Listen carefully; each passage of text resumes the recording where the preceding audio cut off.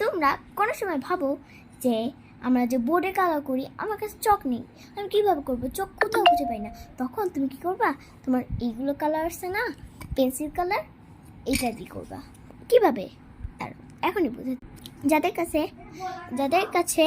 কাছে মনে হয় যে আমি কালারফুল করবো, শুধু সাদা করে ভালো লাগবে না, এই জন্য তাদের জন্য একটা ট্রিক আছে।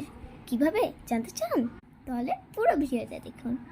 আপনার যদি পেন্সিল কালার থাকে তাহলে জলদি এখনই বোর্ড আর পেন্সিল নিয়ে আসেন, এখনই শুরু করব।